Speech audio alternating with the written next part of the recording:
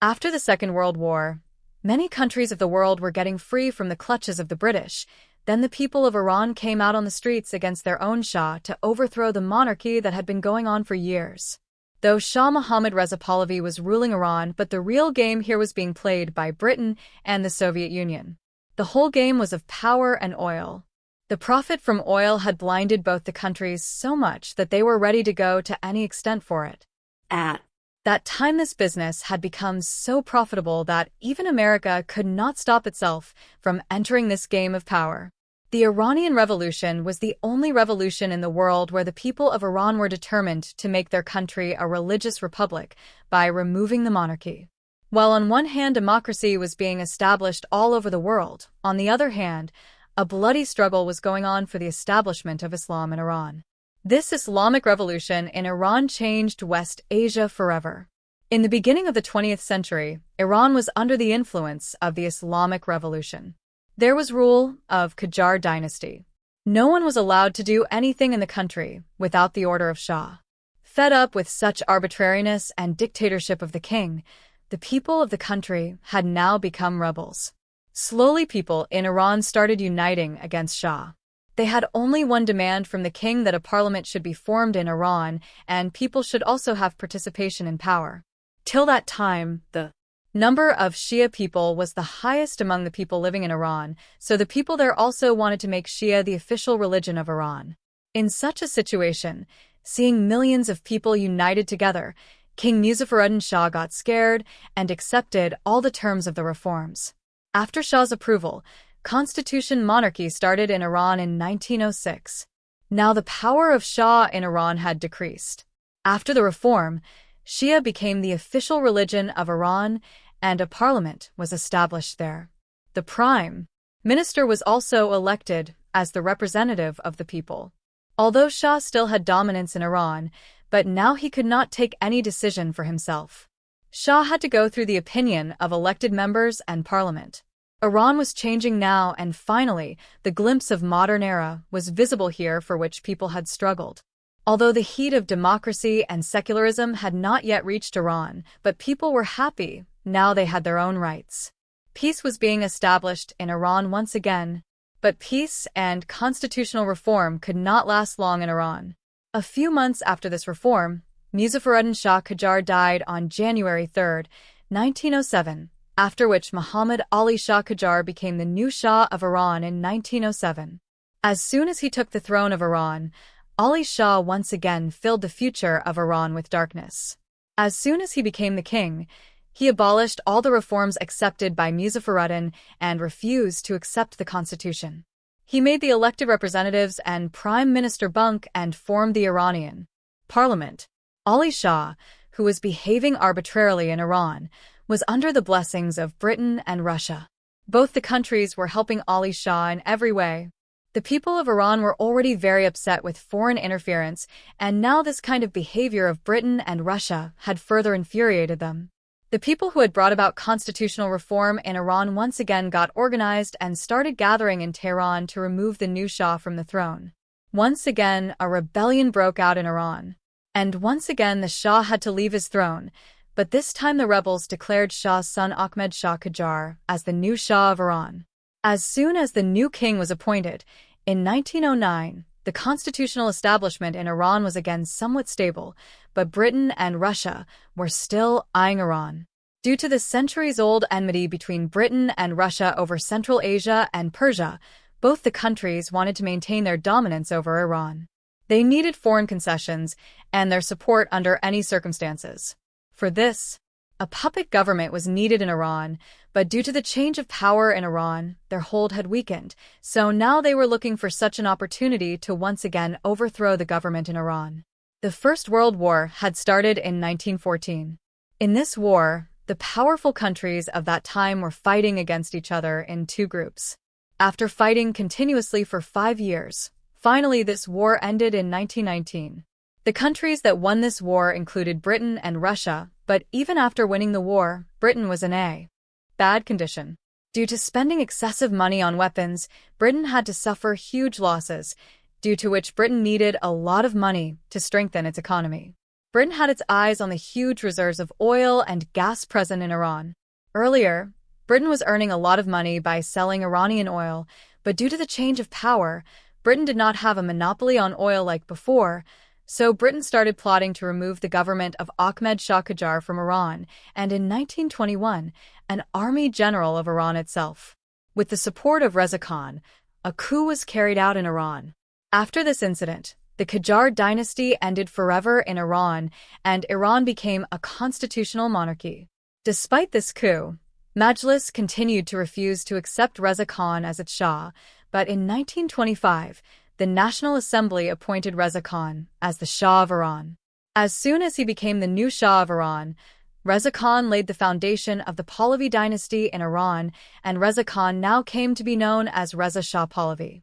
If seen, Persia has always been crushed between the regional ambitions of Britain and Russia, but after finding crude oil reserves in 1901, Britain became more eager than ever to gain control over Iran and its oil, after which Britain established the Anglo-Persian Oil Company on April 14, 1909, and became its majority shareholder in 1914, and in this way Britain got a monopoly on Iranian oil. No one except Britain was allowed to dig, extract, or sell Iranian oil. Britain was not allowed to mine, extract, or sell Iranian oil. Iran was making huge profits by selling oil, but Iran was getting almost no benefit from it. Iran used to get only 16% of this profit. Iranian people were very angry about this, and they wanted that Reza Khan should talk to Britain to increase the profit share, but being a puppet of Britain, Reza Khan was not much interested in oil resources. He just wanted to remain on the throne by any means. Reza Khan started changing the practice that was going on in Iran for years. In this sequence, first of all, he changed the field of education and judiciary. Due to the change in the field of judiciary, the influence of ulamas in the society started decreasing rapidly. Earlier, the judiciary, which was in the hands of Shia religious courts, now was replaced by secular courts. Schools and colleges were opened at various places for boys and girls, and Tehran University was established in 1934. Reza Shah used to talk about equal participation of women in every field, but at that time there were many types of restrictions on women in Iran. Women were forced to stay at home. It was necessary to wear hijab before going out of the house. Therefore, in the name of bringing equality in the society, in 1936, he introduced Kashfi hijab in the entire country. The practice of women wearing veil was banned. The minimum age of marriage was increased, and the divorce laws, which were always in favor of the husband, were reformed and made more equitable. As a result, the condition of women in Iran started improving a lot. Along with this, by removing Shia from the official religion of Iran, a secular government establishment was to be ended here. On the other hand, he banned trade unions and other political parties. Apart from this, he either closed down the newspapers that wrote against him or forced them to write in his favor. In the midst of all this, the ulama got enraged with his decreasing influence in the society, modernization, and the rights being given to women, and started opposing Raj Shah fiercely.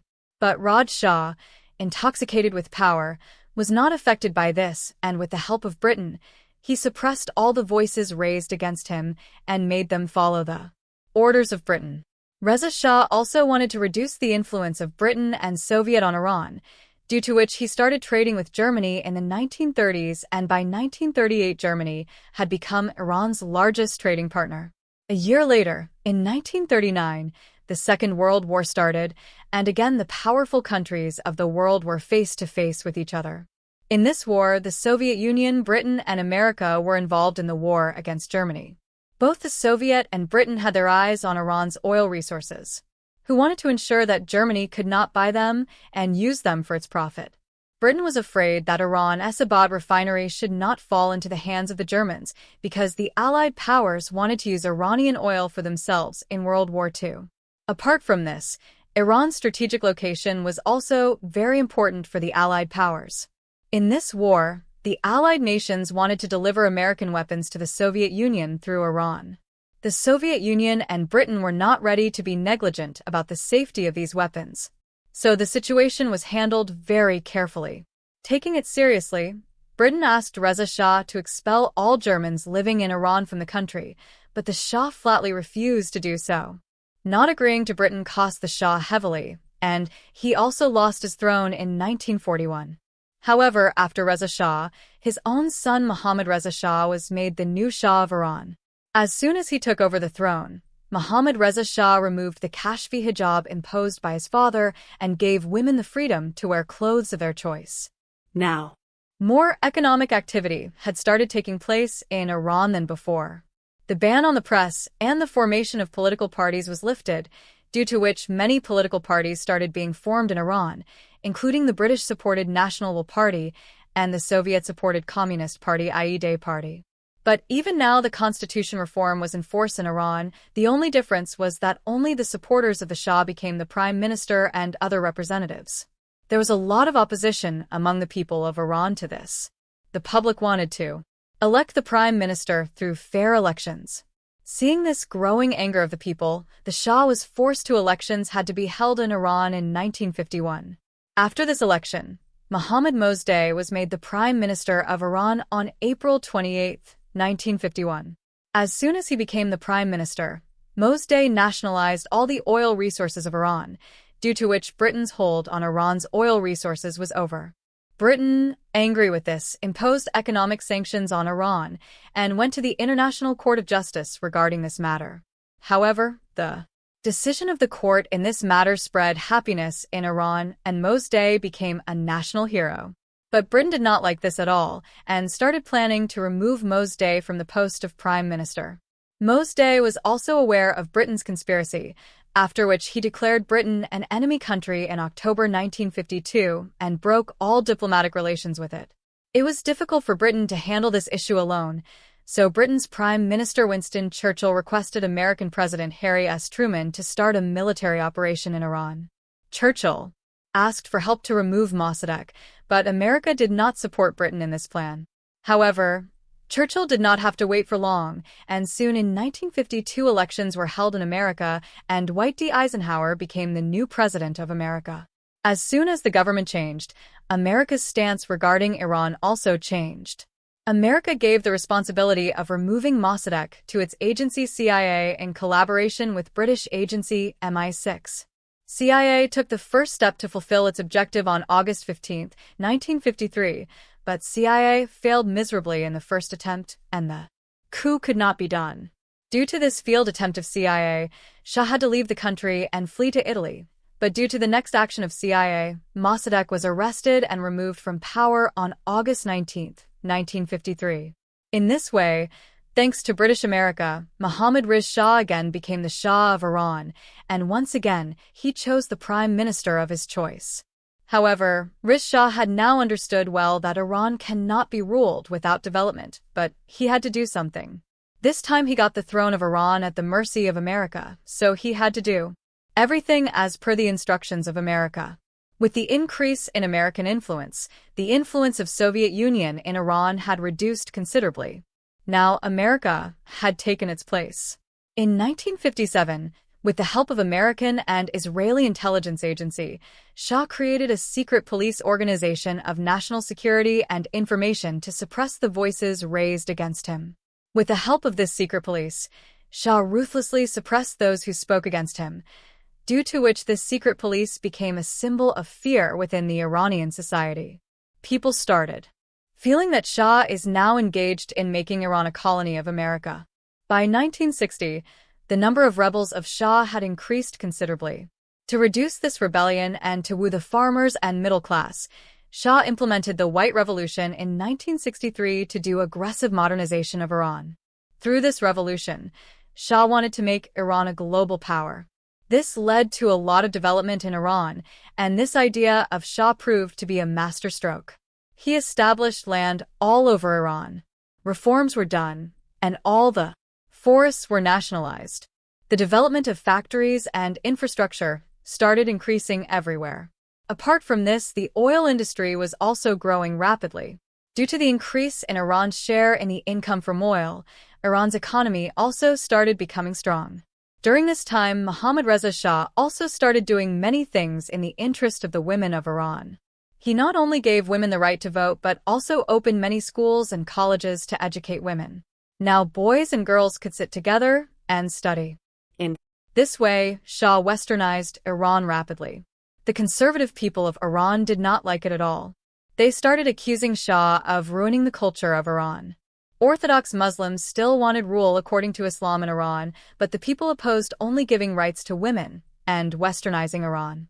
Iran developed due to the revolution, but only the rich people were benefiting from it. The poor and the middle class were still helpless and powerless. Inflation was continuously increasing, and the youth were in the grip of unemployment, due to which the Iranian youth also came out on the streets openly. During the same time, a religious leader, Ayatollah Khomeini, was becoming very popular in Iran. He was strongly against the rights being given to women and wanted to rule Iran according to Islam. He also strongly opposed the White Revolution of the Shah. He believed that through this, Western culture was being promoted in Iran.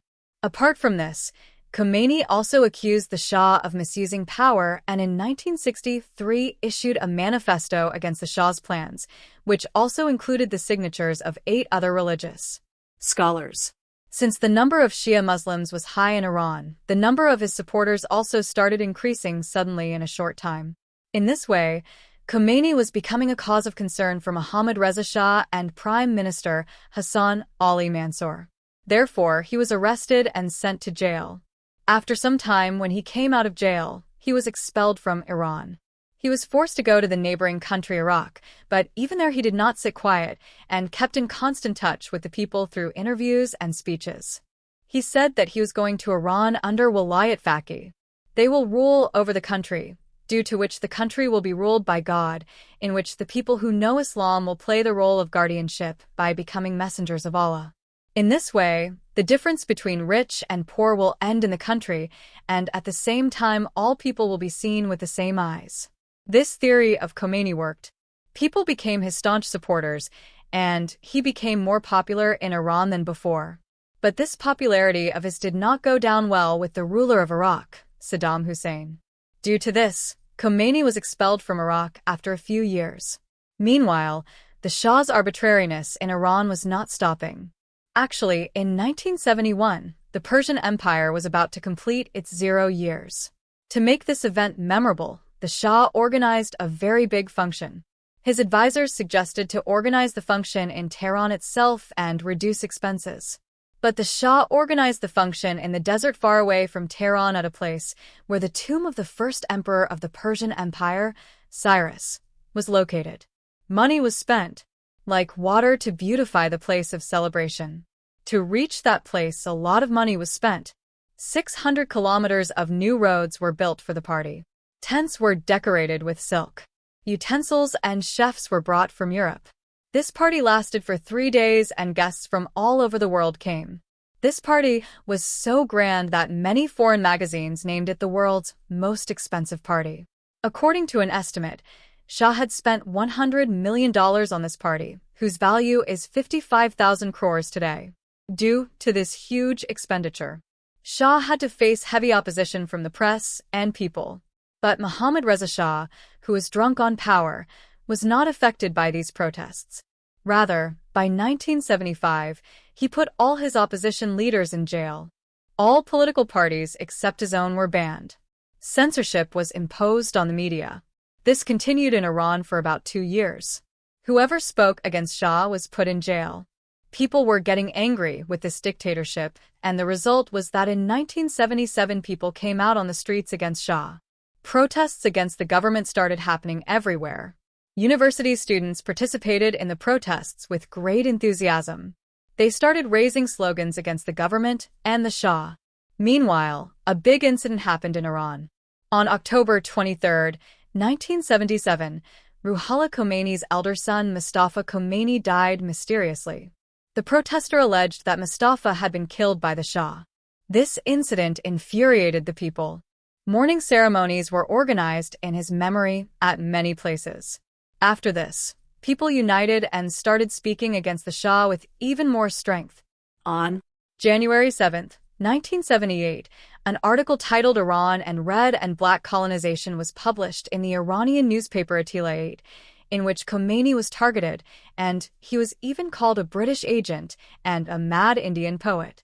By that time, Khomeini had become a national hero in Iran. Such remarks printed in the newspaper enraged his supporters. This article was published at the behest of the Shah and the Iranian government, so this article added fuel to the fire. Suddenly, lakhs of supporters of Khomeini started protesting at various places in Tehran.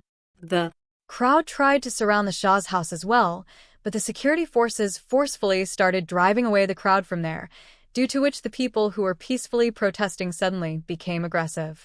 Seeing the situation going out of control, the police started firing on the crowd. More than 300 people lost their lives in this firing, but after this incident, the protests did not stop in Tehran. Rather, the protests started happening on a daily basis in an even more vigorous manner. The situation had become such that many times more people came out on the streets to protest than the number of people killed. A few days after this, an incident occurred in Iran which shook the whole of Iran. On August 19, 1978, Cinema Rex was set on fire by 4 militants, due to which more than 400 people present in the cinema hall were burned to death in the fire. This incident made the Shah a complete villain. Khomeini blamed the Shah and his secret police for this incident. During this time, Iran's such an atmosphere had been created against Shah that people also believed that Shah and his police were the culprits of this incident. This was the reason that this attack became responsible for starting the Iranian Revolution of 1979. After this, about 10,000 people came out on the streets together to protest against the ruler of Iran. Everyone had only one motive: that Shah's power should be destroyed by any means.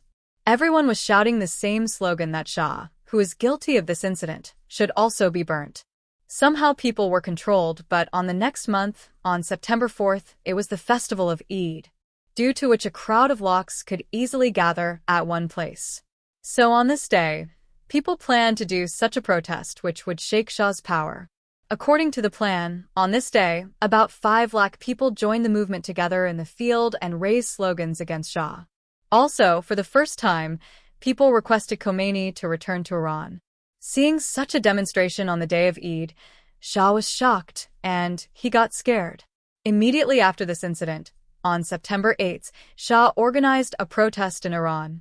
Martial law was imposed and all the fundamental rights of the citizens were taken away. Protests were banned. Curfew was imposed at various places in Iran, but defying this martial law, about 5,000 people entered the jail square and started protesting. The police kept warning the crowd to retreat, but the crowd did not budge, after which the police fired indiscriminately at the crowd, killing 64 people. But even after this, the conflict between the police and the people did not stop, and by evening the death toll reached 89. In the Iranian Revolution, this event was known as Black Friday. Of course, many people lost their lives in the jail square by being targeted by the police, but even after this, the people's movement against the Shah could not stop. In the month of Muharram in December, people planned to hold several protests, one after the other. This time the public had decided that the Shah has to be thrown off the throne of Iran at any cost.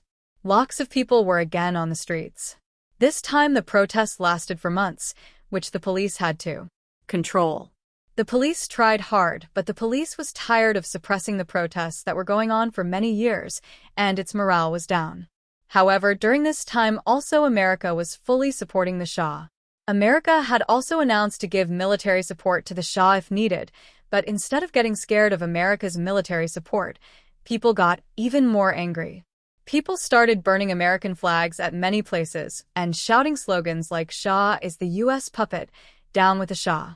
Seeing the crowd going out of control, the Shah got scared and fled to America on January 16, 1979 on the pretext of medical treatment.